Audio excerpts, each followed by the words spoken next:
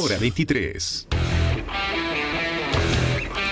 ¿Cómo están, amigas y amigos? Tengan ustedes muy buenas noches. Comenzamos esta edición de Hora 23 y desde luego no podemos olvidar el conflicto que preocupa al país. Hoy se cumple el día 27 de la huelga del Colegio Médico de Bolivia con una pequeña luz de esperanza.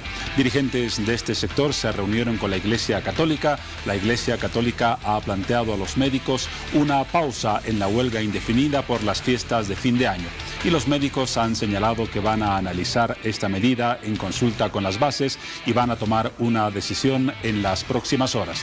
Todo esto en medio de una jornada de violencia y de la agudización de las medidas de presión. Pero está pendiente entonces la posibilidad de que se acepte ese planteamiento de la Iglesia Católica. En otros temas, los que presentaremos en Hora 23, hoy nos ocuparemos de las repercusiones en el país de la elección en la segunda vuelta electoral en Chile de Sebastián Piñera como presidente de la República vecina.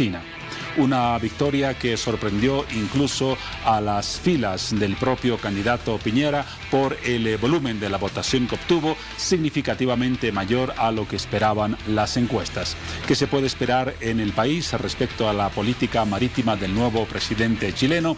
Una de las preguntas que plantearemos a dos expertos que nos acompañarán en la primera parte de Hora 23. Doy las buenas noches y la bienvenida también a mi compañera Paola Sánchez. Paola, bienvenida. ¿Cómo estás, Juan Pablo? Muchas gracias. Bienvenidos a todos a un programa más de Hora 23. Bueno, hoy martes 19 de diciembre y a estas alturas seguramente muchos empresarios ya del sector público o privado u otros empleadores se encuentran tal vez estresados porque mañana, miércoles 20 de diciembre, se cumple el plazo para el pago del aguinaldo. Y quienes no cumplieron con esta norma, bueno, se someten a duras sanciones. Sanciones que las recordaremos esta noche acá en Hora 23 y además un análisis acerca del avance que se tiene hasta la fecha respecto al pago de aguinaldos. Sin duda este es un tema que importa a gran parte de la población, un porcentaje muy importante, así que atentos todos y bienvenidos nuevamente. Pero tenemos más en esta noche, así que nuevamente contigo, Juan Pablo. Así es, Paola, mencionamos otro tema que abordaremos en Hora 23. Se trata de un importante acuerdo que fue definido hoy en Santa Cruz entre autoridades de gobierno y representantes de la Confederación de Empresarios Privados de Bolivia. Se trata de lo siguiente: el gobierno ha autorizado la libre exportación de soya, azúcar, carne de res, sorgo y alcohol. Una medida que fue reclamada desde hace varias gestiones por el sector productivo, principalmente de Santa Cruz, y que finalmente ha sido atendida.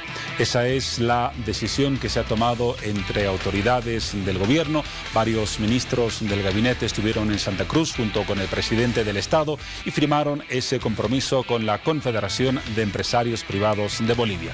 Tendremos como invitado aquí en Hora 23 al ministro de Desarrollo Productivo y Economía Plural para conocer las características de ese acuerdo y desde luego lo que se espera como consecuencia de su contenido en la economía nacional. Un tema más en Hora 23.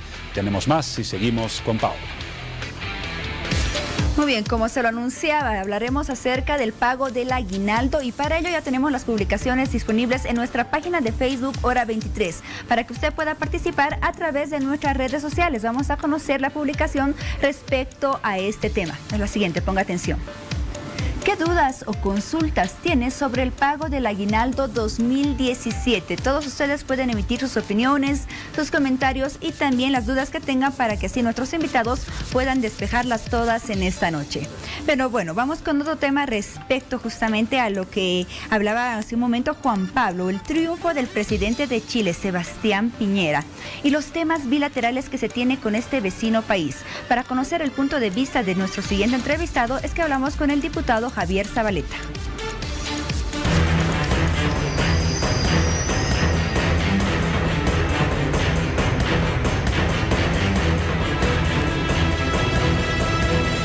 El triunfo del candidato conservador Sebastián Piñera con el 54,57% de los votos en la segunda vuelta de las elecciones presidenciales de Chile generó la atención y la opinión de mucha gente ligada a la política. Mira, el presidente Piñera viene más de una tendencia de derecha, ¿no? Él es más un representante del libre mercado en América. Sin embargo, respetamos la soberanía por la cual el pueblo chileno lo ha elegido y vamos a respetar todo su gobierno. No es nuestra intención ser los juzgadores de Piñera en su gestión. Por otro lado, recordemos que meses anteriores Piñera negaba cualquier posibilidad para que Bolivia tenga un acceso soberano al Océano Pacífico mediante puertos chilenos. Sin embargo, la esperanza está puesta de que esta figura cambie en los próximos años. Lo dicho por el señor Piñera en meses anteriores era al fragor de la campaña, y en su calidad de un ciudadano más de Chile, pero ahora que es presidente esperamos más bien una actitud más proactiva con Bolivia, una mayor sensibilidad a resolver el tema de la demanda marítima y obviamente mejores resultados en esta relación. Asimismo, el tema de La Haya será una prioridad para nuestro país. Nosotros lo único que queremos es de que su gobierno reconozca nuestra demanda y tenga la suficiente sensibilidad como para abrir una mesa de diálogo. Es muy probable que este año 2018 salga el fallo de La Haya y tenemos mucha esperanza de que va a ser favorable a Bolivia. Esto significa de que el gobierno de Piñera, si esto sucede, va a ser el que va a tener que sentarse con Bolivia y nosotros tenemos mucha apertura para iniciar ese diálogo. Esperamos de que el gobierno de Piñera sí esté dispuesto a acatar lo que diga el Tribunal de La Haya y no como el gobierno de Bachelet, que se negaba incluso a acatar el fallo de La Haya. Por lo tanto, si hay ese cambio, creo que las relaciones con Chile pueden ser mucho más prometedoras. Además, debemos recordar que existen otros puntos importantes en la agenda con Chile, que si bien no se las resolvió en su totalidad, ahora sería la oportunidad para solucionarlas. La salida en tren hasta el Pacífico, el tema del desminado de la frontera, el tema de las constantes huelgas y paros en los puertos chilenos, el tema del contrabando en nuestra frontera Chile-Bolivia y ciertas actitudes que se han tomado de negarle visa a algunos bolivianos o pedirle visa más bien a algunos bolivianos en Chile. Por lo tanto, tenemos varios temas pendientes, pero está claro que de esa multitud de temas el central es la demanda marítima. Si resolvemos el tema de la demanda marítima, es muy probable que los otros temas ya pasen a un segundo plano que se van a ir resolviendo con el tiempo. La información que nos servía para presentar el tema que vamos a comenzar a abordar a partir de este instante. ¿Qué quieren los chilenos? ¿Una Chilezuela o mantener la República de Chile? Esa fue una de las frases más resonantes de Sebastián Piñera como candidato a la presidencia de la República vecina. La alusión, desde luego, a la situación crítica que atraviesa Venezuela, un ejemplo que, desde luego, no es ningún paradigma saludable para la región y que sirvió como uno de los argumentos para atraer un electorado importante que finalmente le dio la victoria y de forma contundente en la segunda vuelta electoral. No queremos una Chilezuela, sino una República de Chile. Una de las frases de Sebastián Piñera. Frases que también abordaron en algún momento de la campaña la relación con Bolivia y es precisamente este aspecto el que vamos a comenzar a explorar ahora con dos invitados especiales a quienes doy la bienvenida a Hora 23. En principio, Marcelo Arequipa Zurduy, doctor en Ciencias Políticas. Bienvenido. Muchas gracias por la invitación. Un gusto. Y Andrés Guzmán, ya lo hemos tenido algunas veces, analista internacional en temas diplomáticos. Así es, buenas noches, Juan Pablo, gracias por la invitación. Comencemos hablando quizás de algunas virtudes de la democracia chilena. Tenemos la tendencia en el país, a veces con razón y a veces sin ella, a demonizar la concepción de Chile. Y Chile se ha convertido en los últimos años en un ejemplo de democracia para la región. En 1988 dijo no al dictador Augusto Pinochet y ese no se mantuvo firme y fue respetado por la mayoría. Un año después se realizaron elecciones, el año 1989, 1989 y a partir de ese momento se alternaron regímenes democráticos en estricto respeto a la Constitución, situación que tampoco es muy frecuente en nuestra región. A propósito de este panorama, Marcelo, se puede decir que en términos democráticos Chile, desde 1988, los resultados del plebiscito o referéndum que echó a Pinochet del poder y la continuidad democrática a partir de 1989 son un ejemplo a seguir en la región. A ver, yo creo que ciertamente el respeto a los procesos electorales que ellos han tenido de manera consecutiva son un indicador importante. Otro indicador importante es también el tema de la apertura, en el sentido de no obligar al voto, que lo establecen a partir del 2008. Hasta antes de eso, ellos tenían todavía la obligatoriedad del voto. A partir de ahí ya nos empieza a obligar a la gente que vaya a votar, igual que en nuestro caso, por ejemplo. Esto tiene que ver también con una cierta bajada en la participación electoral, que es, digamos, lo usual en muchos casos. De hecho, por eso tenemos hoy día en Chile los resultados que el nivel de abstencionismo ronda más o menos el 50% del electorado. De 14 millones de votantes, tienes casi el 50% que no se moviliza realmente, no se siente motivado, pero eso obedece, creo yo, a otro tipo de explicaciones. Pero sin duda un indicador muy importante que mide un poco el tema de la democracia, si es más fuerte o no, es el proceso sostenido y continuado del respeto de los procesos electorales que se llevan adelante. Y otro factor importante, el financiamiento del Estado a las campañas de los partidos políticos, una figura que ha sido borrada en nuestro país. Un tema interesante que, por ejemplo, provocó una cobertura especial de los medios extranjeros en Chile en la última elección, que se vieron sorprendidos porque en las calles de Santiago no veían propaganda, no veían papeles pegados en las paredes, no veían suciedad, veían un respeto a la urbanidad en una madurez democrática que desde luego es sobresaliente. Sí, porque a ver, el modelo que han adoptado un poco, el modelo político de cómo llevar adelante elecciones en Chile, creo que se asemeja mucho a ese modelo ideal de una democracia, vamos a ponerla entre comillas, más desarrollada, ¿no? Donde la personalización en el candidato no está tan recargada, sino más bien en la sigla del partido o en la sigla de la formación política. Y eso yo creo que además el añadido ahí adentro es, en Chile se vive hoy día, sobre todo a diferencia de nuestro caso, un escenario ideológico bien marcado, bien diferenciado. Y eso creo que hace mucho al tema de ahora diferenciamos los electorados de manera concreta y clara.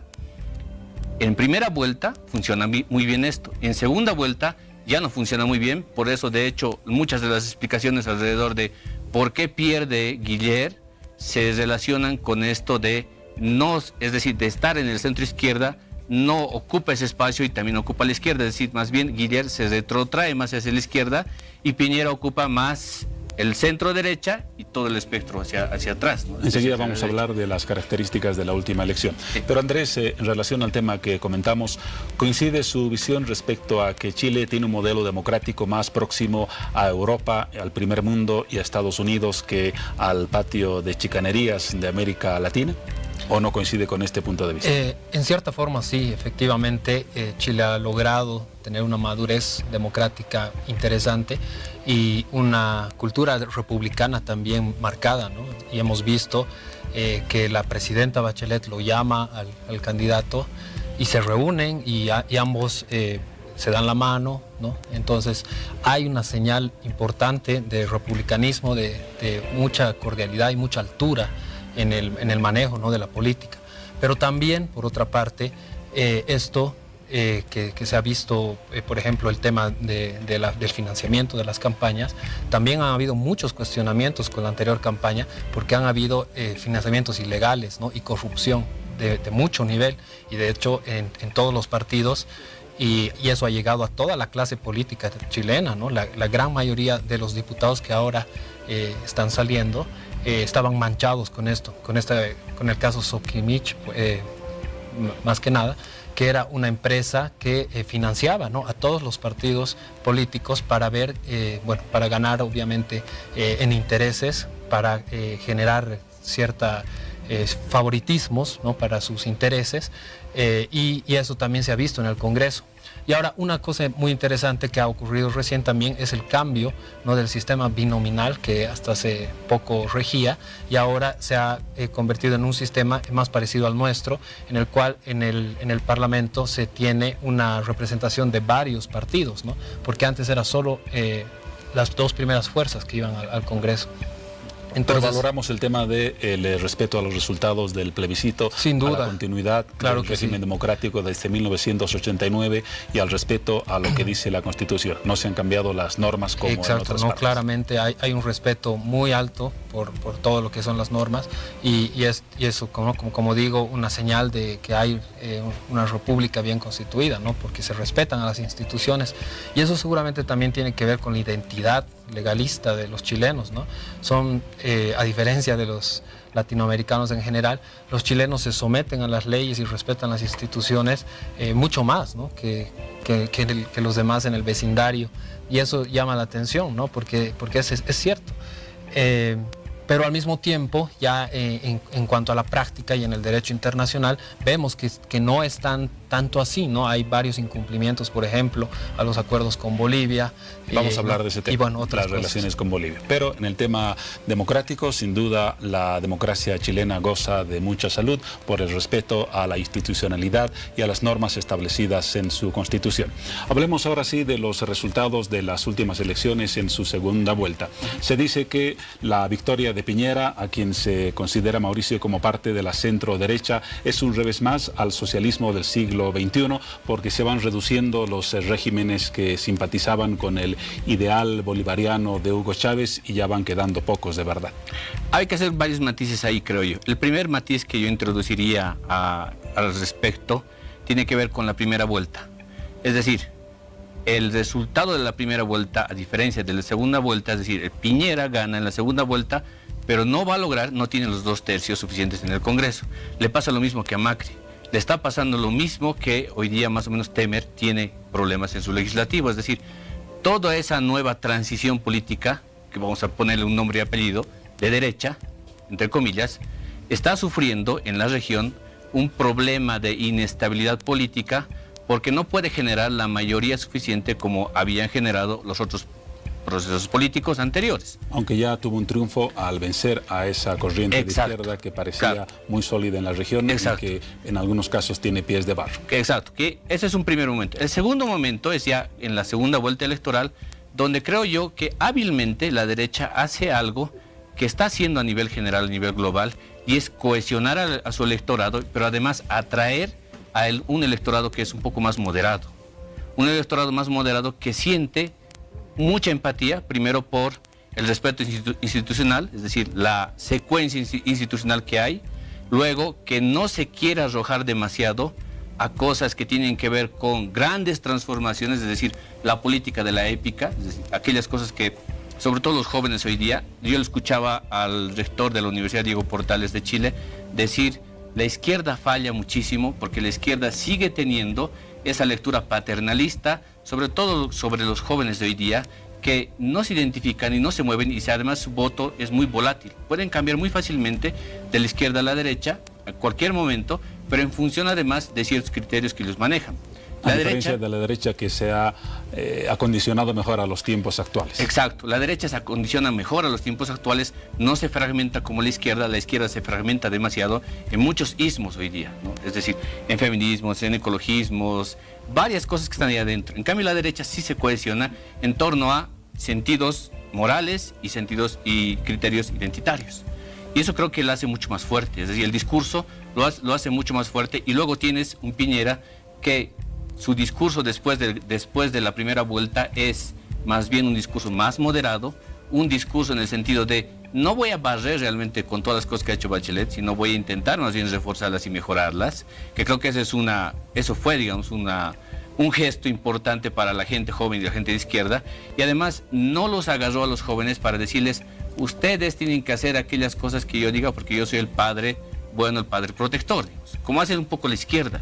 No, sino es un poco intentar captarles a ellos como un nuevo con una nueva forma, si quieres, un poco de entender qué es lo que ocurre y cómo perciben ellos hoy día la política. A propósito de lo que menciona Mauricio Andrés, se dice que la derecha, por lo menos en el caso de Chile, creo que no ocurre en otras regiones ni en nuestro país, es más audaz que la izquierda, en el sentido de que se ha apropiado de parte de su discurso. En Chile, Piñera habló de inclusión, habló de participación, pero mantuvo la imagen de eficiencia y de orden en la economía y en las instituciones. Es este juego de cintura más hábil de la derecha en Chile la que le permitió a Piñera ganar la segunda vuelta con un margen significativo de diferencia respecto al otro candidato. Sí, en gran parte Piñera se apropió del discurso y coincido con Marcelo en todos Marcelo, esos perdón, puntos. sí, Mauricio. Pero por otra parte creo que Piñera incluyó en su discurso justamente este tema de Chilezuela, ¿no? Que es un intento por generar miedo con la izquierda, ¿no? Vienen los rojos y vamos a irnos hacia abajo, ¿no? Ese era el mensaje que quería dar, nos vamos a parecer a Venezuela. Entonces, eso es generar cierto temor en el electorado para lograr votos a favor. Y de hecho, mucha gente votó en contra de Piñera, perdón, en contra de Guillier por ese discurso, ¿no? Que generó miedo, generó pánico. Entonces también hubo eso, ¿no? Si bien hubo parte de aprovecharse un poco del discurso, incluso prometer cosas que no había comenzado la campaña con eso, ¿no? Me refiero específicamente a la gratuidad en la educación, ¿no? Eso fue algo que lo incluyó al final de la campaña, justamente para ganar votos, ¿no? Y eso sin duda que va a ser lo más difícil de cumplir, porque obviamente son millones de dólares que se necesitan para realmente garantizar la educación gratuita en Chile, que ha sido un tema que se ha debatido muchísimo, justamente desde el primer gobierno de Piñera, cuando las protestas estudiantiles lograron en cierta forma arrinconar al gobierno, cuando eso no había ocurrido desde la dictadura. Ahora, antes de entrar a analizar las repercusiones de la elección de Piñera en la política nacional, un último aspecto vinculado al parangón de la victoria de la centroderecha con lo que pasa en nuestro país. ¿Por qué, Marcelo, nuestra oposición, la oposición en Bolivia, no tiene esa virtud de la derecha o la centroderecha en Chile, en Argentina, que ha logrado de cierta manera aglutinarse, plantear un proyecto político y ser vencedora en elecciones nacionales? Yo creo que fundamentalmente en nuestro caso tiene que ver con que los políticos de derecha de nuestro país rehuyen a ser llamados como políticos de derecha como tales. Lo cual es un prejuicio. Ser de derecha no debería implicar nada negativo, ¿verdad? No necesariamente. Aquí se ha demonizado el término de derecha, de neoliberal, de imperialista, lo cual desde luego no tiene ningún sentido real. No, claro, y si además, si uno se precia, digamos, de ser futuro candidato, puede hoy día hábilmente doblar, si quieres, la tortilla hoy día, decir, bueno, está la izquierda y la izquierda como está gobernando, entonces yo me identifico claramente con el otro polo opuesto. Y el otro polo opuesto a lo que está ocurriendo hoy día es la derecha, entonces yo quiero ser candidato de derecha y por tanto voy a empezar a enarbolar esa bandera, es decir, me agarro de esa bandera y empiezo a aglutinar alrededor de esto un discurso, unas ideas, unos principios, no un programa político, sino unas ideas y unos principios que creo que hacen mucha falta hoy día para empezar a marcar línea política, para dejar que el gobierno nos siga marcando la línea política hoy día. Incluso a la misma oposición le sigue marcando la línea de qué es lo que tiene que hacer. Creo que eso hace mucha falta hoy día, pero empezamos por ahí, por el tema de nos marquemos bien, si somos de derecha, bueno, no pasa, o de centro derecha, está bien, y a partir de ahí empecemos a construir algo, ¿no? Andrés, la debilidad de nuestra oposición para no crear un proyecto alternativo a la izquierda, como ha ocurrido en Argentina, como acaba de suceder en Chile. Sí, coincido otra vez con Marcelo. Efectivamente, la oposición ha sido demonizada y ha sido muy asociada con lo malo, ¿no?, del neoliberalismo. Y ahí se han colocado todos y ahí están, ¿no? Pero sin embargo, si bien ellos pueden adoptar un discurso de derecha y decir soy de derecha para diferenciarse, eso al pueblo tal vez no le caiga muy bien, ¿no? Porque no creo que la percepción en el imaginario boliviano es no volver a lo de atrás, ¿no?, sino que salga algo nuevo. Entonces, ni derecha ni izquierda, ¿no? Sino tal vez algo en el medio, o algo que no se identifique necesariamente con esos dos polos opuestos, ¿no? No ideologizar tanto la campaña, sino ofrecer una nueva alternativa, ¿no? Y bueno, yo he visto, por ejemplo, que Revilla ha planteado justamente eso, ¿no? Salirse, desmarcarse de lo anterior y también, naturalmente, del gobierno actual, ¿no? Para proponer una cosa nueva, algo que realmente convenza al electorado boliviano. Porque un poco lo que hizo Piñera, ya lo mencionamos, fue apropiarse de algunos elementos del discurso de la izquierda chilena. La participación, la inclusión, la lucha por una mejor educación. No hay ningún descubrimiento político, pero sí una habilidad para ubicarse en una coyuntura. Sí, yo creo que sin duda ha tenido realmente la habilidad suficiente como para, primero, movilizar a ese electorado que había votado por el Frente Amplio, pero que no iba a votar por Guiller, que estaba dudando votar por Guiller. Entonces los atrae a ellos, y segundo, con ese discurso de Chilezuela, y que además 2 días antes o un día antes aparece un video donde Macri lo apoya más bien a Piñera, y el otro video es Mujica apoyándolo a Guiller.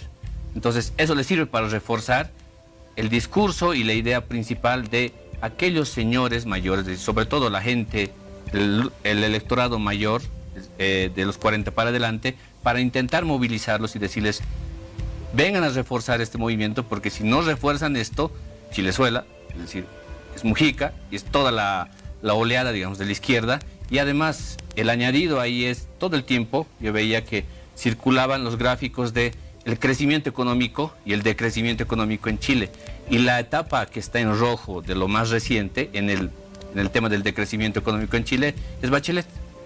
Entonces todo se asociaba a un hilo conductor que tenía que ver con ellos son el sinónimo más bien del decrecimiento y del fracaso económico.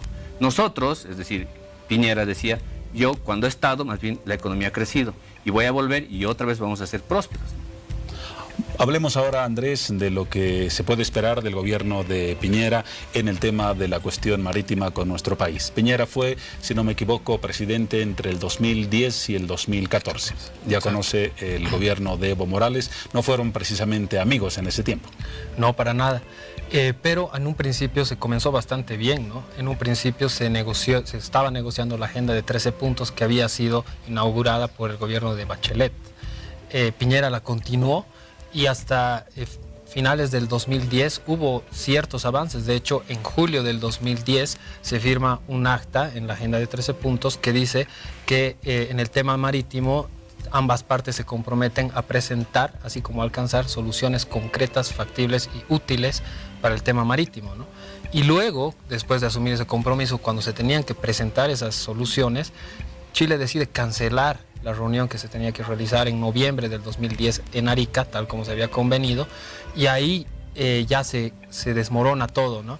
Evo Morales cambia de estrategia y decide anunciar la demanda en marzo del 2011, ¿no? Y también cambia el tono del discurso hacia Piñera.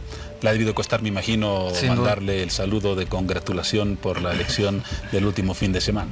Sí, claramente hay un distanciamiento ahí muy grande, y ahí comienza este periodo de acusaciones y recriminaciones que lo hemos vivido hasta hace poco, ¿no? En el cual hay varios ataques de ambos lados, que se ha exacerbado porque al mismo tiempo hemos presentado la demanda, y lamentablemente digo que se ha exacerbado porque lo que necesitamos ahora es en realidad generar un ambiente de negociación para el momento en el que llegue el fallo, ¿no? Y otro punto interesante de análisis es que en un principio, al presentar la demanda, fue el gobierno de Piñera el que permitió a Bolivia demandar a Chile, porque uno de los requisitos para recurrir a la Corte es agotar todos los mecanismos diplomáticos. Es decir, que si tú vas a presentar una demanda ante la Corte Internacional de Justicia, tienes que demostrar que no se ha podido negociar ese mismo tema directamente con la otra parte. Y Bolivia pudo demostrar eso porque el gobierno de Piñera se cerró absolutamente a tratar el tema, ¿no? Se hizo algunas gestiones. Evo Morales trató de reactivar las negociaciones cuando, se habían interrumpido a finales del 2010, y Chile dijo no no vamos a negociar nada, no tenemos nada que hablar, hemos firmado un tratado, ¿no? Y están los discursos del mismo Piñera diciendo esto, ¿no? Bolivia no tiene derecho al mar, ¿no? Y lo dijo incluso en las Naciones Unidas. Entonces todas esas declaraciones las llevamos a la Corte y les mostramos a los jueces, miren, no se puede negociar. Entonces, bueno, no se puede, entonces recibieron la demanda. Pero si Piñera mismo y el gobierno de Piñera hubiese dejado la puerta entreabierta, dejando alguna posibilidad de negociación, Bolivia no habría podido demandar a Chile. Entonces, eso es un elemento que muy poco se ha analizado y creo que en Chile no se ha considerado tanto, ¿no? Porque es Piñera el que ha permitido a Bolivia demandar a Chile y ahora va a ser Piñera el que reciba el fallo de la Corte y vamos a ver cómo actúa, ¿no? Si realmente va a cumplir el fallo, si va a tener que entenderse o va a hacer caso omiso y va tal vez a poner algunas excusas para no cumplir verdaderamente lo que dictamina la Corte. En este aspecto, Marcelo, Piñera ya ha dado una declaración respecto al tema pendiente con Bolivia. Ha dicho la soberanía de Chile no se negocia, manteniendo el discurso tradicional del Estado chileno. Casi es una pregunta tonta, pero ¿se puede esperar algún cambio en la posición estatal de Chile frente al problema marítimo boliviano con la presidencia a cargo de Piñera? Yo creo que lo único que se puede esperar en el tema del cambio es si es más radical o menos radical. Y creo que lo único... ¿Coincidimos con eso? Sí, claro. totalmente. No se han puesto de acuerdo antes de entrar. Están coincidiendo. De hecho, más bien, probablemente Andrés me pueda corregir, pero yo recuerdo, por ejemplo, en el gobierno de Piñera recibió el ingrato, o sea, el no en realidad por el tema de Perú, por ejemplo, creo, si no me equivoco, ¿no? Sí, sí. Es decir, claro, recibe él y justo recibe además el tema en contra de Chile, el tema del fallo sobre Perú, cuando él estaba a punto de terminar su gestión, ¿no? Ahora, paradójicamente la historia lo va a recibir, ni bien está en los primeros años de gobierno, va a recibir el fallo contra otro país que tiene, contra el nuestro, digamos. Entonces, yo me imagino, y espero además que probablemente haya aprendido de la historia de lo que pasó con Perú, y además de lo que pasó con el trato que nos hizo, que lo que acaba de decir Andrés hace un momento atrás. En la medida en la que se radicalice menos, creo, ellos y nosotros, porque a nosotros también nos conviene muchísimo llevar el clima a nivel internacional de que queremos negociar de buena fe las cosas, probablemente, y que además dejemos a un ladito el Twitter, es decir, dejemos de pensar que gobernamos a partir del Twitter, creo que eso puede generar un clima distinto. Pero si queremos empujar las cosas a un radicalismo, entonces yo creo que estamos salvados y agarramos a dos teclas y podemos elevar más los ánimos, ¿no? Para concluir con tu participación, ya estamos al borde del cierre de este sector. ¿Evo Morales se está quedando solo en el vecindario de Sudamérica en términos de amistades políticas? Yo creo que está perdiendo una gran oportunidad de poder convertirse en el interlocutor de aquello que queda, digamos, de esa oleada más desde la izquierda. Está perdiendo una gran oportunidad porque la fricción que tiene con los países alrededor no nos están sirviendo de nada. Es decir, una política internacional y una diplomacia que sea manejada con un tono menos beligerante y más bien un tono más propositivo, creo que le podría ayudar mucho más. Gracias. Andrés, la predicción sobre lo que puede pasar en el futuro en la relación de Bolivia con Chile, ¿se acabará el romance de las buenas frases de congratulaciones por la victoria para volver a la beligerancia tradicional de los últimos años, o habrá algún punto intermedio de acuerdo entre Piñera y Morales? Bueno, ojalá que no volvamos a la beligerancia, ojalá que se entienda que lo que nos conviene ahora es más bien bajarle los ánimos y tratar de entendernos, tratar de generar un ambiente de negociación. Y el momento en el que salga el fallo de la Corte, y si este es favorable a Bolivia, naturalmente que va a depender mucho de nosotros, ¿no? De qué planteemos en esa negociación, cómo la encaremos, cómo negociemos, ¿no? Por eso es tan importante prepararse, tener una estrategia de negociación para realmente lograr lo que estamos buscando. Tenemos que generar un debate interno en Bolivia respecto a qué queremos, ¿no? Qué entendemos por acceso soberano y, más importante aún, qué estaríamos dispuestos a dar. En la medida en que el gobierno entienda eso y que realmente lo haga, se prepare para ese momento que va a ser histórico, que va a ser sumamente importante. En la medida que se haga eso, obviamente vamos a tener más posibilidades, ¿no? Porque el momento en el que se le presente algo a Chile que le interese, que realmente le pueda beneficiar, entonces no tendrían por qué decir no.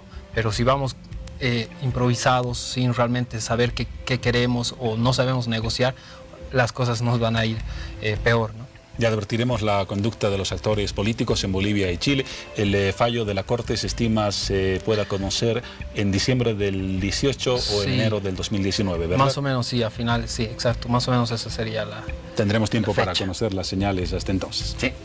Gracias, Andrés. Gracias, Juan Pablo. Marcelo, por la visita, las orientaciones, el análisis y la perspectiva que nos han ofrecido sobre las repercusiones en nuestro país y en la región de la elección de Sebastián Piñera como nuevo presidente de Chile, que jura el 11 de marzo de la próxima gestión como nuevo presidente de ese país.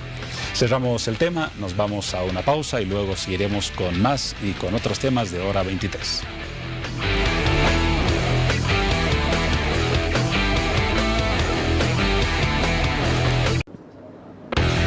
En el segundo bloque de Hora 23 es momento de conocer otro importante tema, el cual ya se encuentra disponible en nuestra página de Facebook Hora 23 a través de la siguiente publicación. Preste atención. Acuerdo de libre exportación. Acuerdo consensuado este martes entre el Ejecutivo y el empresariado privado. Autorizó la libre exportación de sorgo, carne de res, soya, azúcar y alcohol, previo cumplimiento y garantía del abastecimiento para el mercado interno. Muy bien, ya para el desarrollo de esta entrevista vamos contigo, Juan Pablo. Gracias, Paola. Vamos a comenzar a tratar otro de los temas que anunciamos al principio. Nos referimos al acuerdo que se firmó hoy en la ciudad de Santa Cruz entre la Confederación de Empresarios Privados de Bolivia y el gobierno, que dispone la libre exportación de importantes productos del sector agrícola. Me refiero básicamente a la soya, al azúcar, también a la carne de res, al sorgo y al alcohol. Vamos a hablar de los detalles de este importante acuerdo porque se trata de una vieja demanda de los productores, principalmente cruceños, con el ministro de Desarrollo Productivo y Economía Plural, Eugenio Rojas. Ministro, al cual, como siempre, le damos la más cordial bienvenida a Bolivisión. Muchas gracias, hermano. Saludos a todos nuestros hermanos y hermanas de Bolivia. ¿Cuál fue el proceso que permitió la gestión y ahora el resultado que ha llevado al gobierno a aceptar lo que ya lo mencionaba y lo remarcaba? Fue siempre una vieja demanda de los productores cruceños, la libre exportación principalmente de la soya y el azúcar. Las restricciones vienen desde 2010, desde 2009, algunos productos. El tema de azúcar, por ejemplo, finales de 2010 va a subir el azúcar, va a faltar azúcar. Y a principios de enero o febrero de 2011. Y el 2012 vamos a sacar una normativa para que primero deben cubrir el mercado interno y el precio justo. Entonces, y ahí se aplica esta normativa, ¿no?, de que sí el azúcar deben exportar con licencia. Nosotros damos una licencia, una certificación de que sí suficiente azúcar existe para Bolivia y en el mercado hay abastecimiento y el precio es justo. Eso vamos trabajando y eso nosotros vamos controlando. Y no pueden exportar, ¿no?, ellos azúcar. Por ejemplo, este año no hemos autorizado ni 1 kilo de venta de azúcar hasta ahora. Este año, ¿cómo está el azúcar, no? El azúcar hemos producido más 3 millones con respecto al año pasado, 3 millones de quintales más, ¿no? Eso significa 11.8 millones de quintales de azúcar. Entonces tenemos producción para mercado interno y para comercializar, para exportar, ¿no?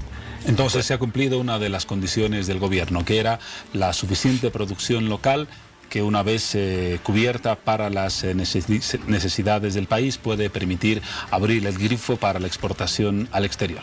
Sí, y uno es el precio justo, ¿no? También, a ver, el azúcar estaba el quintal en 220, en julio ha subido a 240 en algunos lugares incluso han exagerado mucho, ¿no? Porque la campaña se ha atrasado, ¿no? 230. Hoy azúcar casi está promedio a 195. Entonces hay a ver, ¿cómo se paga al cañero? El cañero productor es pequeño productor, ¿no?, y algunos medianos. La industria compra la caña, ¿no?, la zafra, la caña, y paga a medida que va vendiendo el azúcar, ¿no? Entonces ese azúcar que ha o esa caña que ha entrado en mes de mayo o junio, entonces va comenzando poco en poco a pagar, ¿no? Hasta en un año, hasta próximo año puede pagar. Entonces el cañero necesita reinvertir, ¿no? Para que crezca su caña. No es que caña crece por sí, pero que también tiene que aplicar algunos fertilizantes, ¿no? A la caña, ¿no? Entonces esa es liquidez que necesita el cañero, tanto industrial, ¿no? Y eso ellos reclaman, que no tenemos liquidez, ¿no? Entonces pedían que autoricemos la venta de azúcar. Este año estamos autorizando 1 millón de quintales para la exportación, ¿no? Pero ahora es con este libre exportación va a cambiar. Puede exportar cualquier momento el azúcar o el alcohol. Consultarle. Anteriormente, como usted bien lo remarcaba, se dieron licencias temporales de exportación. Sí. El acuerdo que se ha definido hoy establece un periodo de vigencia para la libre exportación, por ejemplo, de azúcar y de los otros productos que he mencionado, o se trata de una libertad de exportación indefinida. Libertad de exportación indefinida. Indefinida. Pero siempre y cuando garantice para el consumo interno, ¿no? Y el precio justo. No por el hecho que va a exportar libremente, ¿no? O la libre exportación, puede subir el precio acá. El kilo está a 5.50 en Bolivia, ¿no? El kilo de azúcar, y debe mantenerse el kilo de azúcar 5.50, en algunos casos menos de 5.50, ¿no? Ese es el compromiso, no puede subir el azúcar. Aparte y no puede faltar. Si es que se falta, o si es que sube el precio, ¿no? Inmediatamente nosotros reactivamos protección en el mercado. O bueno, protección, ¿no? Para que no se exporte más, ¿no? O la medida, aplicamos una medida de que ya no debe exportarse más, porque falta azúcar o el precio ha subido, ¿no? Le decía, aparte de ese acuerdo y de las condiciones macro del convenio firmado con el sector productivo, la gente se estará preguntando, ¿este acuerdo va a tener alguna repercusión en el precio interno del azúcar? ¿Va a subir, va a bajar, se va a mantener estable o no existe una relación directa entre esta autorización para la libre exportación y el precio en el mercado interno del azúcar? No va a bajar, mejor, no va a subir el azúcar, no debe subir por nada, ¿no? Suficiente tenemos, más bien ha bajado el azúcar de 240, 230, hoy está a 195 el azúcar el quintal. Puede algún momento, es variable, ¿no? En tiempo de en febrero, no, mayo, abril, junio, un poquito sube el azúcar, porque recién inicia la zafra, no hay azúcar todavía, ¿no? Entonces un poco va subiendo, pero va bajando también. Ese es el ritmo que se mantiene el precio. Pero en este momento, hasta mayo, no debe subir el azúcar, debe mantenerse. Si en caso que sube el precio o falta azúcar, nosotros vamos a aplicar las medidas para que no se exporte el azúcar. Ese es el compromiso y eso tenemos que trabajar las normativas con el sector privado, sobre todo nosotros como ministerio, a través de decretos supremos, a través de otras normativas que regulen este funcionamiento, ¿no? Está claro el panorama en cuanto al azúcar. Hablemos ahora de la soya, el principal producto de exportación del sector agrícola en Santa Cruz. La economía se encuentra en un estado de desaceleración, no estamos creciendo tanto como ha ocurrido en los últimos años. Este año existe una previsión del Fondo Monetario Internacional de un crecimiento del 4.1%, la CEPAL dice que va a ser del 4%, el gobierno está definiendo si va a ser entre el 4.1 y el 4.2%, y en este contexto la soya ha decrecido en volúmenes de exportación y en precios de venta en el exterior. ¿La medida que se ha adoptado hoy tiene alguna relación con esta situación del sector agrícola y particularmente de la soya? No, sino que sí ha afectado el tema climático, ¿no? La sequía y la lluvia, ¿no? La sequía porque no podían sembrar, no llovía, ¿no? Eso afectó. Ha bajado con respecto al año pasado 3-4% de la producción que el año pasado. Ahora, la soya no es consumo nacional, ¿no? El 80% de la soya se exporta. Y eso es para el exportador bueno, para el sector agropecuario, para los productores, pequeños productores, de eso viven, ¿no? Nosotros necesitamos soya, torta de soya, ¿no? O harina de soya también, para el sector avícola, ¿no? Hoy hemos aumentado, hace 10 años, consumíamos pollo nosotros en Bolivia, 25, 24 kilos por persona año, ¿no? Hoy consumimos más 42 kilos por persona, ¿no? Año, ¿no? Per cápita. ¿Qué significa eso?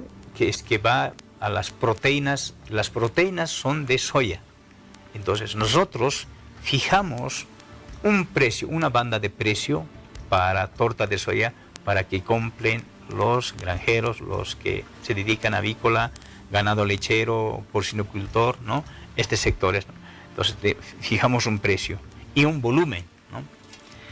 Y el resto exportan ellos libremente casi, pero no libre, sino que nosotros pedimos certificado de abastecimiento en el mercado interno y el precio justo. Ese certificamos. Entonces ahí ellos reclaman, ¿no? Que nos piden cada vez certificación para cada exportar, cada tiempo que necesitan exportar. Eso se va a liberarse, ¿no? Pero nosotros tenemos que fijar el precio justo para los productores avícolas, porcinocultores y lecheros y otros, ¿no? Y también tenemos que fijar de que debe haber un contrato con el granjero, con los productores, ¿no? Y el resto pueden exportar libremente.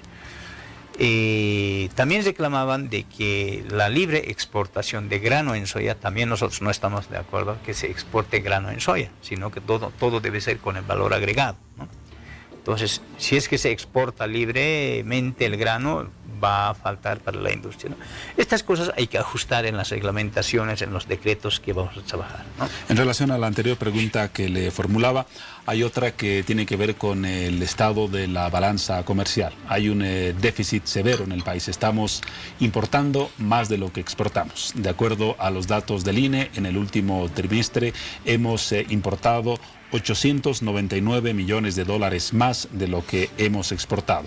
Estas medidas, la licencia para la exportación libre de soya, de azúcar y de otros productos, ¿también apunta a reducir el déficit comercial del país? Sí, no, sobre todo, ¿no? El sector agropecuario tiene que aportar al Producto Interno Bruto. Hay que mejorar el tema del rendimiento, hay que mejorar el tema de la productividad, ¿no? Y estos son unos de los elementos, la exportación, que incentive, que haya mayor inversión en el sector privado, no produzcamos más, exportemos más, ¿no? Claro, por supuesto nos ha afectado la exportación, la disminución de exportación a Brasil del gas, ¿no? Pero en otros temas estamos bien, hemos mejorado, el tema de azúcar y otros, en otros estamos bajando. Entonces, la tendencia es mejorar la exportación, ¿no? Porque este déficit tiene cifras históricas y radicales que no se presentaban desde el 2009 o 10, si no me equivoco. Sí, nos ha afectado también en tema de soya, en temas climáticas, en tema de arroz, en tema de maíz, ¿no? Estos productos, ¿no? Sobre todo han bajado, ¿no? Pero sin embargo, ahora tenemos suficiente azúcar. Arroz, por ejemplo, tenemos casi el mismo volumen de producción para el consumo. El tema de maíz de la misma forma, ¿no? Está aceptable los precios de arroz y de maíz, ¿no? Nosotros un poco subvencionamos el tema de maíz, porque el maíz se consume mucho en tema de los pollo y otros productos, ¿no? Para maíz, ¿no? En eso no está liberado todavía estos productos, ¿no? El tema de trigo, por ejemplo, no somos soberanos todavía. Falta mucho por trabajar el tema de trigo, nosotros estamos trabajando en el tema de trigo, llegar, ¿no? A cubrir el 100% del consumo nacional. Pero es un desafío muy complejo, una dedicación muy planificada, ¿no? Mucha inversión y mejorar el tema de la productividad. Por último, ministro, para cerrar la entrevista, ¿a partir de qué mes y a partir de cuándo estaría vigente la libre exportación? Estamos en diciembre, ya por concluir el año. ¿A partir de qué mes los productores de soya y de azúcar principalmente podrían proceder a la libre exportación de su producto? Por ahora, el alcohol hemos producido más de 132 millones de litros, casi el 100% está de lo que estaba planificada la exportación, se ha exportado, ¿no? Porque nosotros consumimos 5% del alcohol, ¿no? De lo que producimos.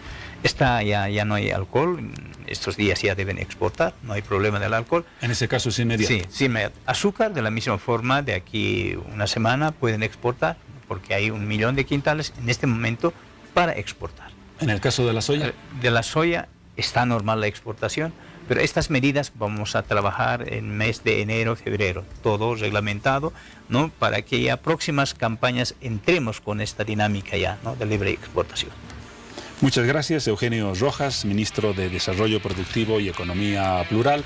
Nos ha brindado los detalles y el análisis de ese importante acuerdo que se firmó hoy en Santa Cruz entre el órgano ejecutivo y la Confederación de Empresarios Privados de Bolivia.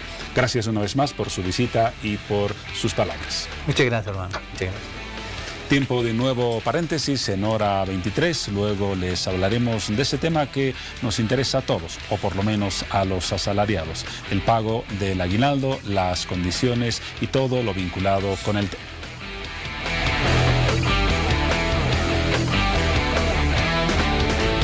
Bueno, es momento de hablar acerca del pago del aguinaldo que hoy, miércoles 20 de diciembre, se cumple el plazo para que se pueda realizar y cumplir con esta norma. Y justamente el pago del aguinaldo es un derecho que se debe realizar y se debe controlar. Así lo afirmó uno de los representantes de la Comisión de Política Social. Nosotros como comisión también estamos realizando un seguimiento minucioso sobre este aspecto que es el derecho al trabajo y el derecho al aguinaldo, ¿no? El seguimiento y control para el pago del aguinaldo es una tarea que se realiza desde el Ministerio de Trabajo y desde la Comisión de Política Social de la Cámara de Diputados para el pago satisfactorio y puntual de este beneficio. Sin embargo, existen normativas vigentes nacionales que tiene que hacer cumplir el aguinaldo, ¿no? Se está dando el cumplimiento de manera satisfactoria. Hasta el momento no hemos tenido denuncias bastantes con relación al no pago de los aguinaldos de esta gestión. Según el representante de la comisión, las dos instancias, tanto el Ministerio de Trabajo como la Cámara de Diputados, realizan constantes coordinaciones. El Ministerio de Trabajo también está haciendo un trabajo con lo cual nosotros coordinamos, no tan muy seguido, pero estamos al contacto con ellos. Entonces, en primera instancia tienen que hacer la denuncia, ¿no?, al Ministerio de Trabajo para que puedan denunciar escrita o verbalmente con relación al incumplimiento del aguinaldo.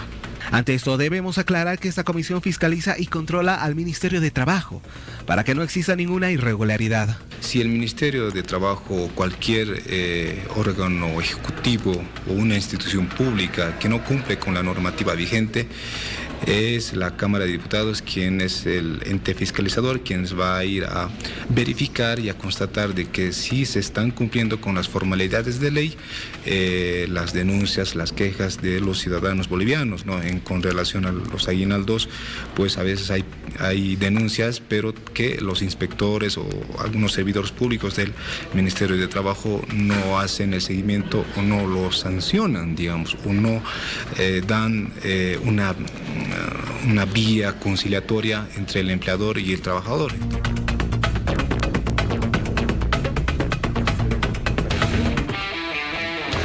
Bueno, el pago del aguinaldo es uno de los sueldos más esperados de todo el año y justamente hoy vence el plazo para que los empresarios o los empleadores también puedan cumplir con esta norma a los trabajadores. Y justamente para hacer un recordatorio de todo ese tema y hablar al respecto es que esta noche nos acompaña el doctor Ariel Alanoca, jefe departamental de Trabajo La Paz. ¿Cómo está, doctor? Bienvenido. Bueno. Bien, como lo decíamos, hoy se cumple lo que es el pago del aguinaldo y bueno, seguramente algunos empresarios ya estarán tranquilos y habrán cumplido con la norma, pero existen otros que también todavía se encuentran estresados, seguramente les está pisando ya el tiempo para lo que es el pago de este aguinaldo. En efecto, muy buenas noches. El Ministerio de Trabajo ha emitido el instructivo 136/17 a través de la Dirección General de Trabajo y de la Dirección General del Servicio Civil. Este instructivo establece el pago del aguinaldo de Navidad correspondiente a la gestión 2017, tanto en el sector público como en el sector privado. Este instructivo establece como fecha límite para el pago del aguinaldo el 20 de diciembre del año 2017. Es decir, el día de hoy estaría venciendo este plazo que tiene todo empleador para cubrir con el aguinaldo correspondiente a favor de su trabajador. ¿Qué modalidades se tiene para realizar el control acerca del cumplimiento de esta norma, de que los trabajadores estén recibiendo lo que es el pago del aguinaldo hasta esta fecha? Bien, primero En estos días el Ministerio de Trabajo ha estado absorbiendo consultas por parte de empleadores, por parte de trabajadores, quienes han señalado su relación laboral, el tiempo de trabajo, y nos preguntaban cuánto correspondería para el aguinaldo de su trabajador, o el trabajador nos decía: he trabajado 4 meses, me corresponde, no me corresponde, me han despedido, etc. En este tiempo hemos estado absorbiendo consultas. Sin embargo, vencido este término, que es el 20 de diciembre, el Ministerio de Trabajo va a hacer las verificaciones correspondientes en los espacios laborales para constatar de que los empleadores estén cumpliendo con el pago del aguinaldo. Porque en razón del instructivo, si es que no se cumpliera con el pago del aguinaldo hasta fecha 20, corresponde una multa del 100% de lo que se debe pagar por concepto de aguinaldo al trabajador en favor del propio trabajador. Es decir, que tendría derecho a un segundo aguinaldo al trabajador. Un segundo aguinaldo y además una multa. Sí. ¿Cierto? Además de ello, a eso iba. Correspondería imponer una multa por infracción a ley social al empleador que no haya cumplido con este pago. Muy bien, respecto a las verificaciones que usted mencionaba, ¿estas se hacen a través de las planillas que deben presentar todos los empleadores, o existen también otras modalidades sobre las cuales se puede hacer el control? Sí. Primero va a ser la verificación en el lugar de trabajo, es decir, en los espacios laborales. Nos aproximamos con el personal de inspectoría preguntando si es que se ha efectivizado el pago, y el empleador seguramente justificará: se le pagó de esta manera, de esa manera. El control posterior va a ser a través de las planillas. Los empleadores tienen hasta fecha 30 de diciembre para presentar sus planillas. No estamos hablando del pago del aguinaldo, para presentar la planilla correspondiente al Ministerio de Trabajo. Eso hasta el 30 de este mes. Sí. Ahora, ¿qué ocurre en el caso de que, por ejemplo, algunos empleadores estén cumpliendo con el pago del aguinaldo hasta hoy, 20 de diciembre? Sin embargo, existe un retraso en lo que es el pago de los meses de noviembre o tal vez de diciembre posteriormente. Ya. La Constitución establece que el trabajo, todo trabajo, debe ser remunerado. Si hubiera, en este caso, espacios laborales donde tengamos salarios devengados, nosotros invitamos a los trabajadores a que hagan conocer ante el Ministerio de Trabajo, porque no puede ser posible que los empleadores deban salarios. Se puede dar la figura de que los empleadores quieran decir: mira, no te pagaré el mes de noviembre y priorizaré tu aguinaldo. Eso no está permitido. El mes de noviembre debe ser pagado. El aguinaldo no es susceptible de negociación. Entonces, si quisiera el empleador decir que negociaríamos un pago, eso no corresponde. Más bien lo que corresponde es que el trabajador se aproxime al Ministerio de Trabajo y nosotros recibamos la denuncia por el salario devengado. En caso de que se presente esta figura, ¿qué es lo que ocurre? ¿Cómo se procede o a qué sanciones se someten aquellos empleadores o empresarios que estarían retrasando sueldo, sea de noviembre o sea de diciembre? Bien cumpliendo con el pago del aguinaldo. Claro, por eso, tienen que presentaros la denuncia correspondiente ante el Ministerio de Trabajo. Es la simple presencia, no necesitamos notas, memoriales, nada. Se presentan por inspectoría y nosotros vamos a citar al empleador a efectos de que pague los salarios devengados de los trabajadores. Muy bien. Ahora, al respecto al análisis justamente del pago del aguinaldo, doctor, ¿cuáles son las denuncias más frecuentes que se han presentado en pasadas gestiones por parte de trabajadores relacionado con lo que es el pago de este sueldo?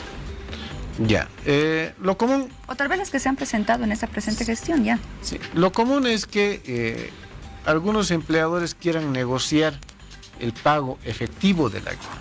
Es decir, tengo mi tienda, entonces, ¿qué te parece si te llevas este producto y este producto? Y la diferencia o el saldo te lo doy en efectivo. Es decir, si mi salario fuera 2.500, 2.000 te daré en producto y 500 te lo doy en efectivo, ¿verdad? Ese tipo de negociación está prohibido. El salario es en efectivo, ¿de acuerdo? Otro tipo de denuncias serían el hecho de que no le dicen la verdad al trabajador para el pago del aguinaldo. Le dicen: si tú has trabajado 3 meses hasta el 15 de diciembre, te corresponde, digamos. Pero no es así. Nosotros debemos tener presente que en el mes de diciembre se calcula todo el mes para efectos del pago del aguinaldo. Lo que sí necesitamos es que la relación laboral haya empezado en octubre. Esos son algunos de los aspectos más recurrentes que tenemos. ¿Qué tipo de contratos o modalidades de trabajo son importantes para considerar que el empleado tiene toda la posibilidad o los derechos de acceder a lo que es este pago de aguinaldo? Bien, en razón del instructivo, debemos tener presente que el aguinaldo debe ser pagado cuando hay una relación laboral. Podría querer entenderse de que hay una relación laboral solamente cuando tenemos 3 meses de trabajo. Efectivamente sí, en servicios y otros, pero debe tenerse presente también que en el caso de los obreros que hayan cumplido 1 mes de trabajo, también les corresponde aguinaldo. Entonces estos aspectos corresponde sean aclarados, porque podrían pretender sorprender también con este tipo de interpretación del instructivo al trabajador. Algo importante a recalcar, doctor, es acerca de que el pago del aguinaldo, por ejemplo, es un sueldo que no se somete a ningún tipo de descuentos ni retenciones, ¿cierto? En efecto, nosotros hemos establecido que el aguinaldo de la Navidad no es susceptible de embargo judicial, retención, descuento por concepto de impuestos o aportes, no es susceptible de renuncia, ni de compensación o transacción. Esas prohibiciones han sido establecidas oportunamente, es decir, que no se podría pretender sorprender al trabajador indicándole de que su aguinaldo se embargó, o usted ha renunciado a su aguinaldo y no le corresponde, ¿verdad? Muy bien, doctor. Tenemos algunas consultas que nos llegan a través de nuestras redes sociales por parte de las personas que ya se encuentran escuchando acerca de esta noticia del aguinaldo y lo que es además un recordatorio, porque hoy se vence la fecha o el plazo para el pago del aguinaldo.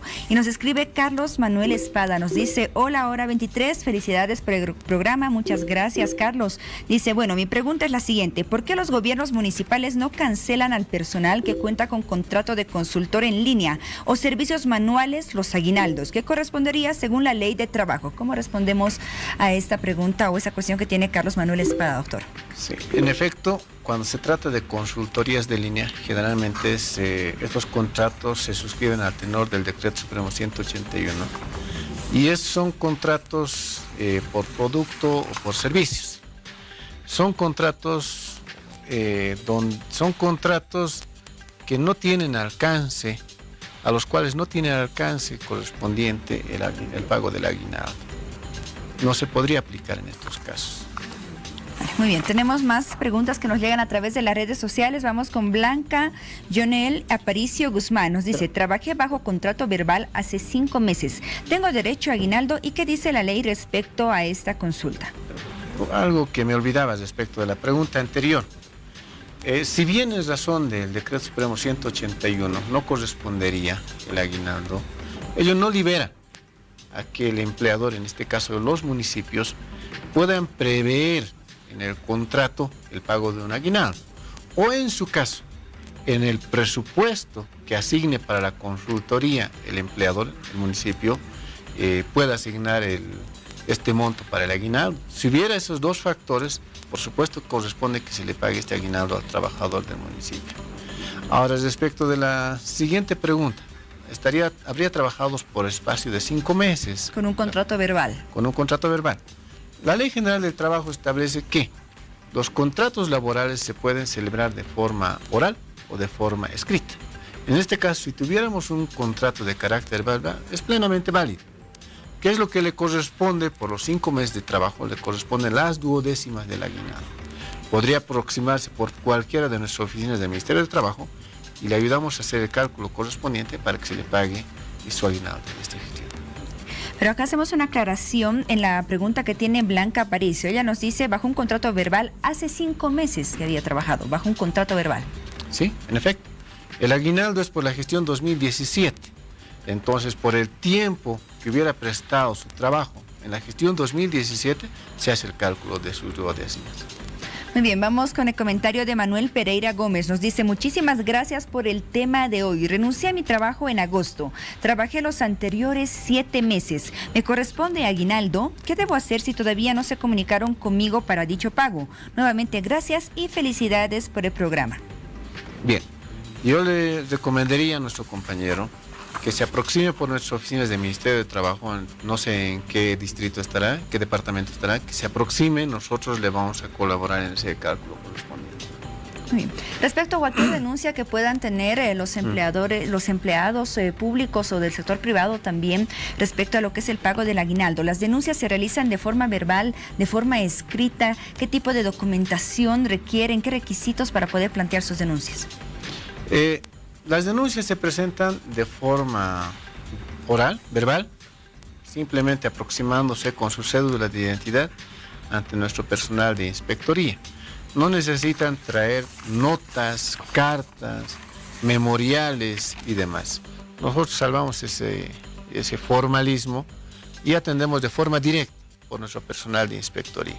Entonces ahí nos harán conocer el tipo de relación laboral que tienen, dónde trabajan, cuánto les pagaban. Nosotros haremos el cálculo del promedio que le corresponde, porque el aguinaldo se calcula sobre un promedio de los 3 últimos salarios pagados al trabajador. Todo ese ejercicio lo vamos a hacer nosotros. Es simplemente que se apersonen por nuestras oficinas, por el personal de inspectoría, y les vamos a colaborar a los trabajadores. Muy bien, doctora Lanoca, sus recomendaciones finales ya en esta fecha en la cual se cumple ese límite para el pago del aguinaldo. Recomendaciones tanto para los empleados como para empleadores. Sí, bueno, para los empleadores el instructivo no es de fecha reciente, ha sido emitido en fecha 21 de noviembre de 2017. Se ha socializado de diversas maneras por diferentes medios. Entonces nosotros exhortaríamos a que cumplan con este derecho constitucional que tienen los trabajadores. A los trabajadores, con la mayor seguridad, aproxímense por las oficinas del Ministerio de Trabajo si es que no se les efectiviza este pago. Nosotros vamos a, en el marco de nuestras atribuciones y funciones, convocar a sus empleadores y vamos a hacer que se les haga efectivo este pago de este aguinaldo de la gestión 2017. Muy bien, agradecemos la presencia del doctor Ariel Alanoca, jefe departamental de Trabajo de La Paz. Doctor, muchas gracias, hasta otra oportunidad. No, a ustedes las gracias. Bien, tenemos más esta noche en Hora 23 y para ello vamos contigo, Juan Pablo. Gracias, Paola. Abrimos este programa o esta edición de Hora 23 hablando del tema marítimo a raíz de la reciente elección en Chile de Sebastián Piñera como presidente de ese país. Y vamos a cerrar el programa, no en este momento, vamos a cerrar con un tema que tiene también vinculación con Chile, pero desde un punto de vista del estudio académico. Está con nosotros en el estudio de Hora 23 el general retirado de Ejército, Luis Fernando Alcaraz. General, buenas noches, bienvenido. Gracias, muy amable, es un placer estar aquí.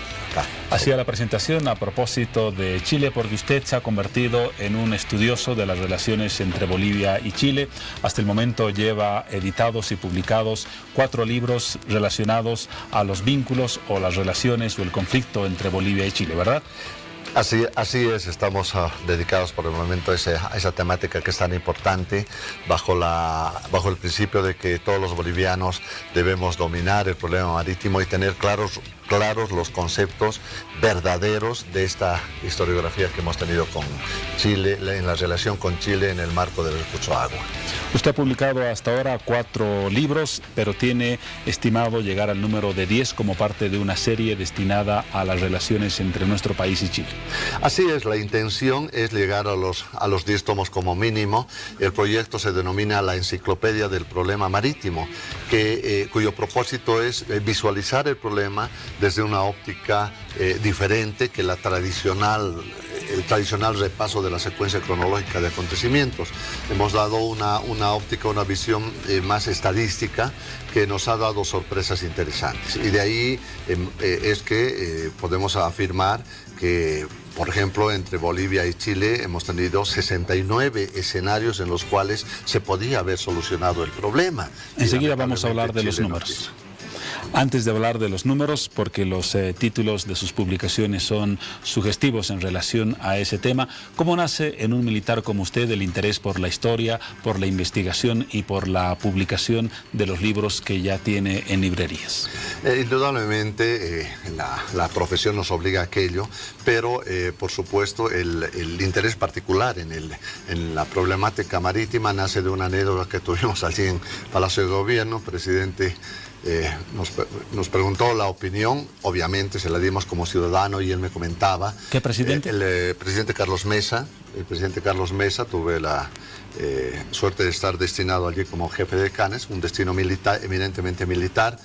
Trabajamos luego con el presidente Rodríguez Belcé y una primera época con el presidente Evo Morales. ¿Mantuvo una continuidad en la responsabilidad? Sí, en los 2 años. Es un destino militar, pero que me permitió vivir esa secuencia y obviamente la anécdota, cuando me preguntaba la opinión, le proporcionábamos y coincidíamos en el hecho de que los ciudadanos bolivianos en general y los militares en particular deberíamos dominar la problemática marítima.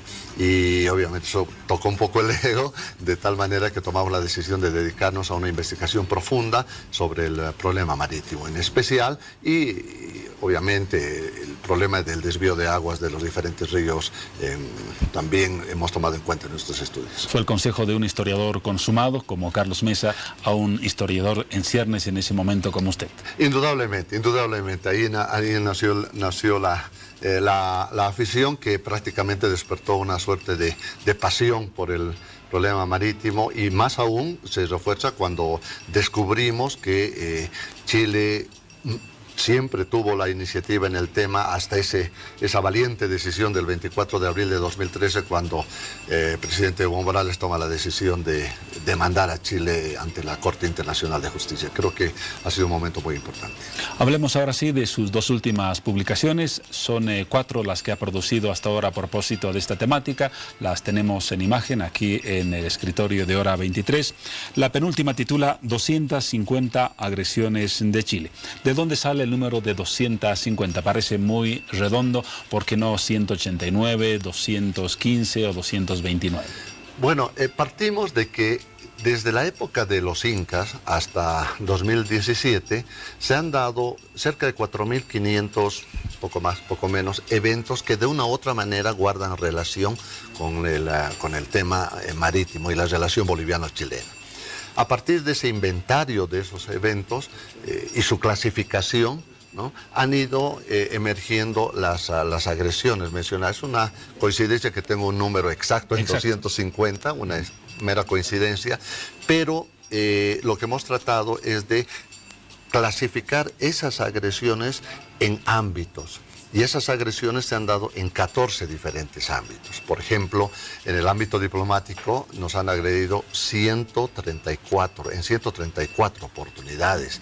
Y dentro de esas 134 oportunidades, prácticamente se nos han burlado en 92 oportunidades, que es el título del 4º tomo.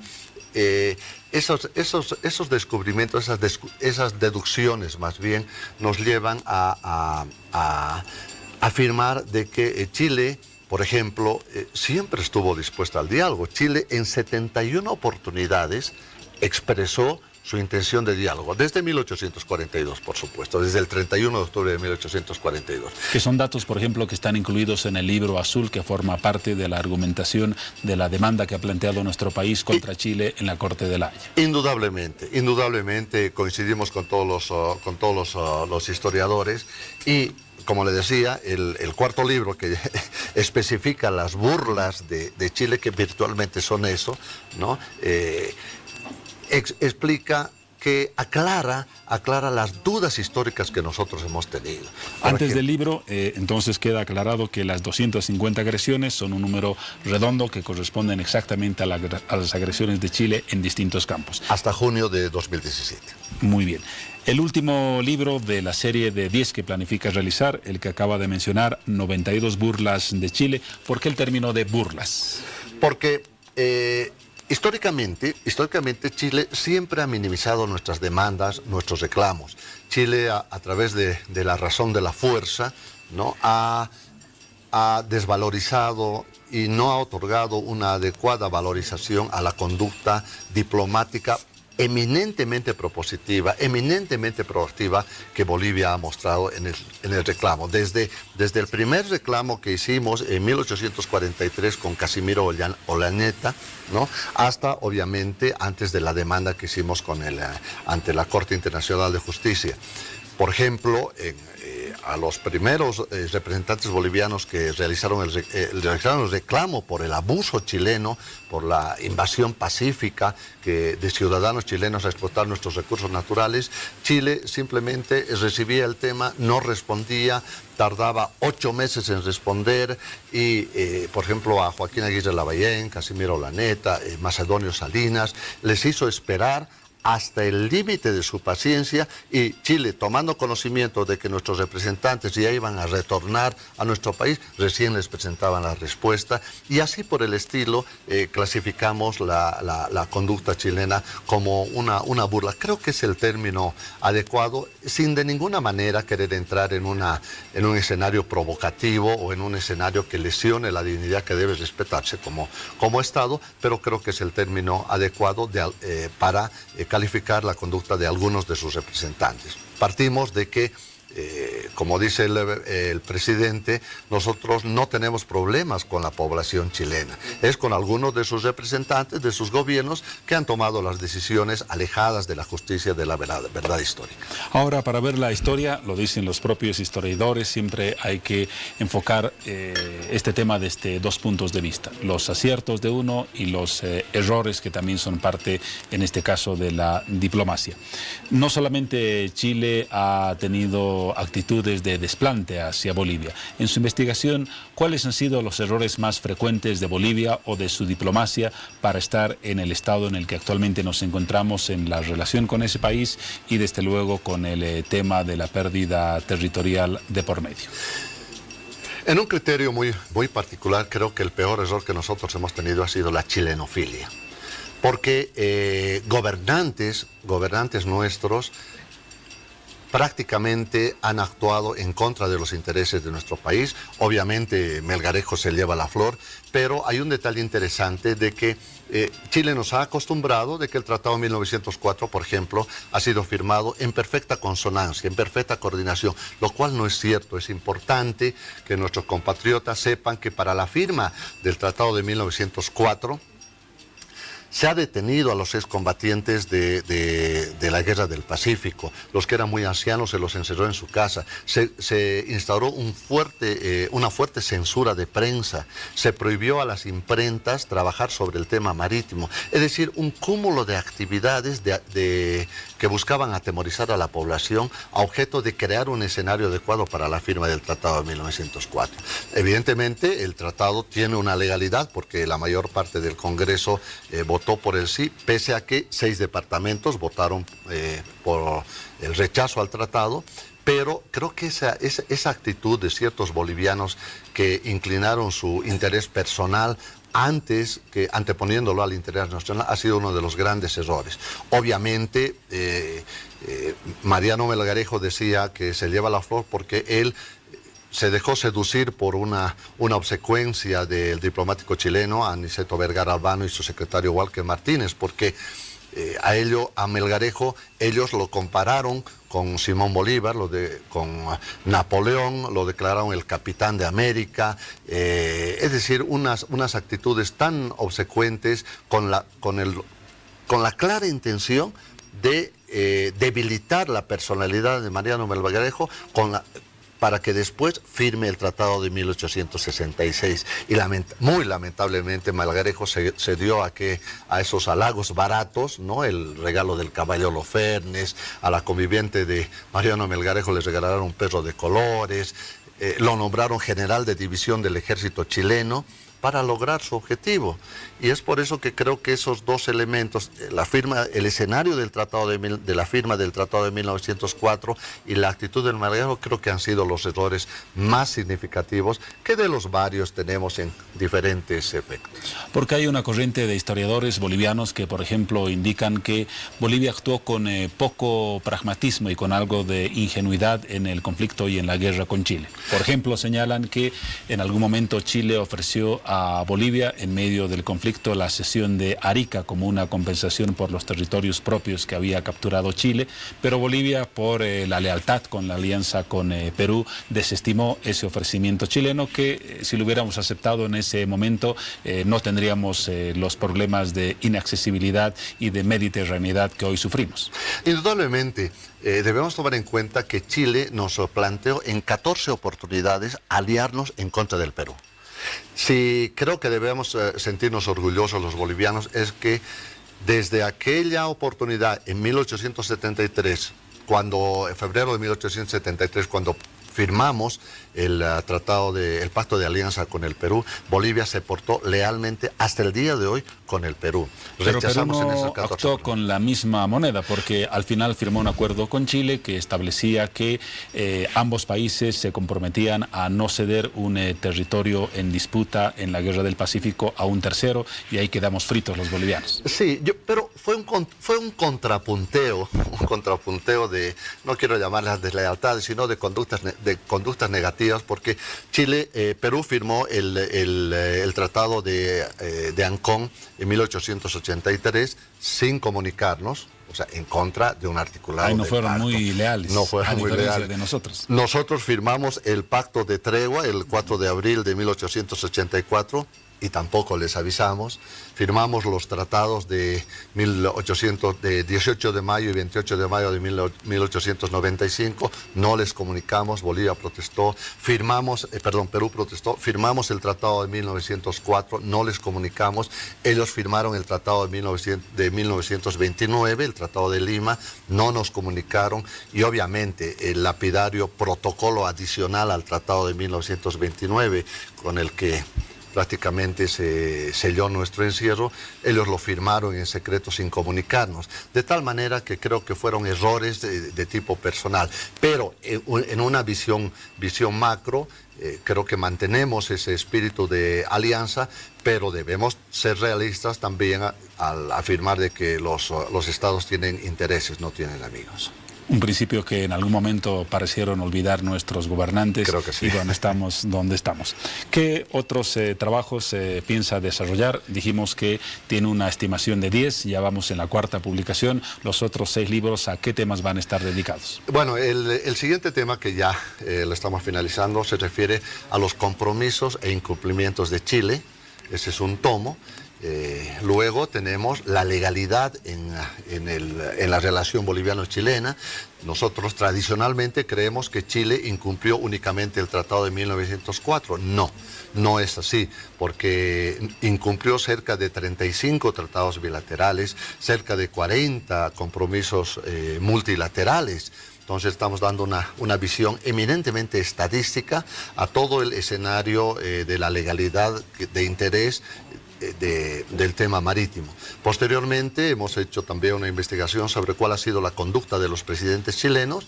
18 presidentes han reconocido la deuda histórica con Bolivia, pero creemos que en Chile hay una criptocracia, un poder oculto que impidió a través de la historia que aquellos presidentes que reconocieron la deuda con nosotros no lleguen a cumplir, no lleguen a saldar esa deuda. Hay un poder oculto en Chile que, sobre texto de una política de Estado, impide que se solucione el problema. Y obviamente el interés por el agua dulce. Chile en 17 oportunidades ha manifestado abiertamente su interés por el agua dulce, por las aguas de la cuenca altiplánica. Creo que ese es un tema que lo debemos tener muy en cuenta, porque Chile en este momento tiene un serio problema con el agua dulce. Si bien es uno de los países que en el mundo tiene mayor disponibilidad de agua dulce, tiene 2 problemas. Que el agua dulce está situado al sur y que el consumo de agua dulce está privatizado. Y en el sector norte, en el territorio invadido, tienen muy serios problemas de agua dulce. Y creo que es una temática que hay que estudiarla. Y ese es otro de los temas que nos va a llevar a nuevas publicaciones. A nuevas publicaciones. Por último, general, seguramente esta charla ha despertado interés en muchos televidentes de Bolivisión para conocer su última publicación, 92 burlas de Chile. ¿Cuándo se presenta y desde cuándo va a estar a disposición del público? Estimamos que ya en el transcurso de la semana vamos a llevar adelante la ceremonia de presentación, pero de todas maneras ya va a estar en las librerías, al igual que ocurrió con el anterior libro, Las 250 agresiones.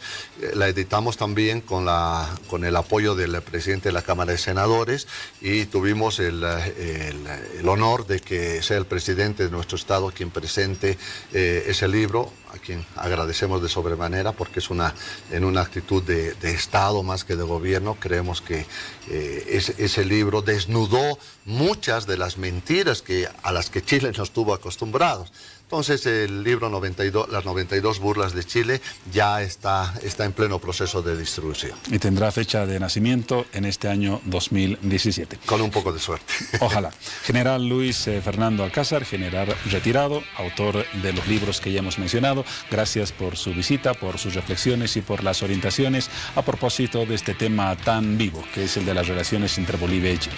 Gracias, el agradecido soy yo e invito a nuestra población a reflexionar sobre la verdad de la relación boliviano-chilena y que de una vez por todas vayamos rompiendo esos paradigmas a los cuales Chile nos ha tenido acostumbrados.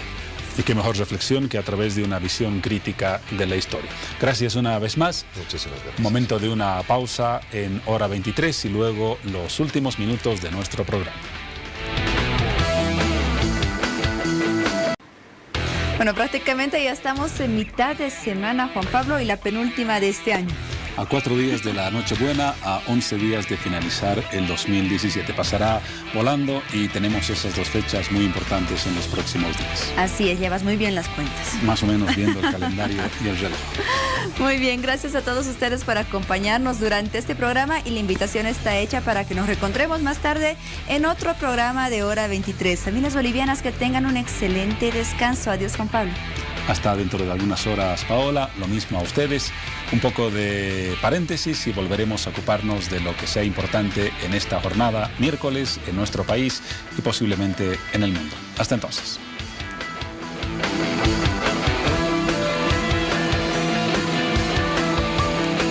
Con el auspicio de el BCP sortea 1 millón de bolivianos y todos nuestros ahorristas en bolivianos pueden ganar. Esta entidad es supervisada por ASFI, Banco de Crédito de Bolivia, S.A. Hemos presentado